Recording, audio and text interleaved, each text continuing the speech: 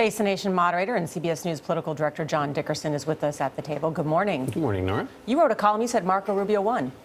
Yeah, I think he did, because for this reason. A candidate wants to grab a moment, and they want to grab it when they're on the rise. He was clearly on the rise. A lot of people were talking about him as a kind of the head of that alternative lane. There are two lanes. One lane is Trump, Carson. The other is the sort of all the rest of the candidates.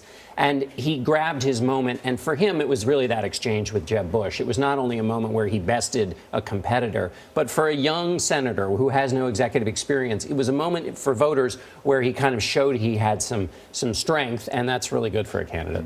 They say Jeb Bush needed a good night last night, and they say this morning he didn't have it. Yeah, he didn't have the kind of moment that Marco Rubio had, and so he's it's going to be tough for him because there were calls for him to, step it up from his funders, and those calls are going to continue.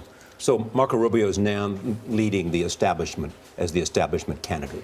Yes, although he would hate that term, because what Rubio has and what they've always said about him is that he can take some from the Tea Party and some from the establishment, that he works in both groups. But in the sense that he is a politician, and so he's outside of the non-politician group, he's poised to do best in that category. And is there any difference now between Carson and Trump in terms of where that race between the two of them is? Oh, I think it's still neck and neck between the two of them. One of the things that really surprised me last night is that Trump stayed away from him. Everyone was predicting that Trump was going to attack him. Yes, everyone, including me yesterday. I hope no one remembers, because that's been his MO, and also because he had done it beforehand. He had gone after Carson just 2 days before, and he was clearly not in that mode last night. Were you taking notes on how not to run a debate? You're doing the next presidential debate, and a lot of people are saying that it was really out of control last night. As somebody who's going to be doing the next debate, I wouldn't be very smart to have any opinion on that question, Gail.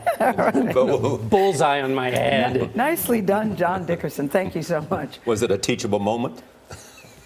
I take my teachable moments from this table, Charlie. I get my lessons from you. All right. Thank you, John.